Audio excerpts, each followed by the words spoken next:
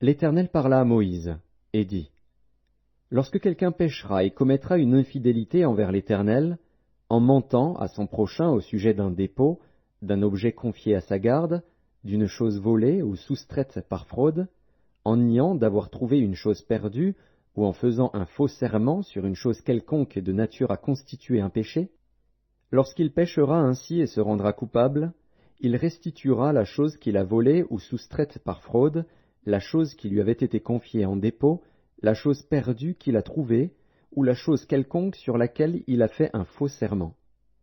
Il la restituera en son entier, y ajoutera un cinquième, et la remettra à son propriétaire, le jour même où il offrira son sacrifice de culpabilité. Il présentera au sacrificateur en sacrifice de culpabilité à l'Éternel pour son péché un bélier sans défaut, pris du troupeau d'après ton estimation.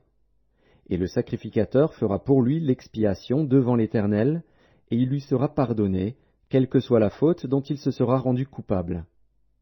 L'Éternel parla à Moïse, et dit, Donne cet ordre à Aaron et à ses fils, et dis, Voici la loi de l'Holocauste. L'Holocauste restera sur le foyer de l'autel toute la nuit jusqu'au matin, et le feu brûlera sur l'autel.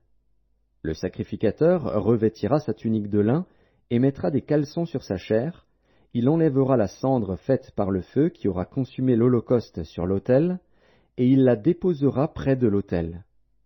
Puis il quittera ses vêtements et en mettra d'autres, pour porter la cendre hors du camp, dans un lieu pur. Le feu brûlera sur l'autel, il ne s'éteindra point.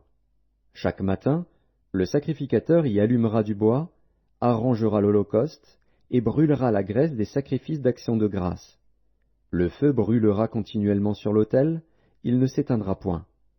Voici la loi de l'offrande. Les fils d'Aaron la présenteront devant l'Éternel, devant l'autel. Le sacrificateur prélèvera une poignée de la fleur de farine et de l'huile, avec tout l'encens ajouté à l'offrande, et il brûlera cela sur l'autel comme souvenir d'une agréable odeur à l'Éternel. Aaron et ses fils mangeront ce qui restera de l'offrande.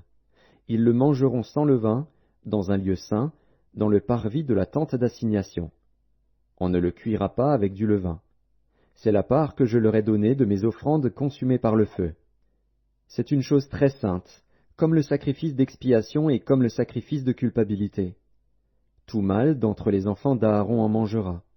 C'est une loi perpétuelle pour vos descendants au sujet des offrandes consumées par le feu devant l'Éternel. Quiconque y touchera sera sanctifié. L'Éternel parla à Moïse et dit, Voici l'offrande qu'Aaron et ses fils feront à l'Éternel le jour où ils recevront l'onction. 1/10 d'épha de fleur de farine, comme offrande perpétuelle, moitié le matin et moitié le soir. Elle sera préparée à la poêle avec de l'huile, et tu la porteras frite. Tu la présenteras aussi cuite et en morceaux comme une offrande d'une agréable odeur à l'Éternel. Le sacrificateur qui, parmi les fils d'Aaron, sera oint pour lui succéder, fera aussi cette offrande. C'est une loi perpétuelle devant l'Éternel, elle sera brûlée en entier. Toute offrande d'un sacrificateur sera brûlée en entier. Elle ne sera point mangée. L'Éternel parla à Moïse, et dit, Parle à Aaron et à ses fils, et dis, Voici la loi du sacrifice d'expiation. C'est dans le lieu où l'on égorge l'Holocauste que sera égorgée devant l'Éternel la victime pour le sacrifice d'expiation. C'est une chose très sainte. Le sacrificateur qui offrira la victime expiatoire la mangera. Elle sera mangée dans un lieu saint, dans le parvis de la tente d'assignation. Quiconque en touchera la chair sera sanctifié. S'il en rejaillit du sang sur un vêtement, la place sur laquelle il aura rejailli sera lavée dans un lieu saint. Le vase de terre dans lequel elle aura cuit sera brisé. Si c'est dans un vase d'airain qu'elle a cuit, il sera nettoyé et lavé dans l'eau. Tout mâle parmi les sacrificateurs en mangera. C'est une chose très sainte. Mais on ne mangera aucune victime expiatoire dont on apportera du sang dans la tente d'assignation pour faire l'expiation dans le sanctuaire. Elle sera brûlée au feu.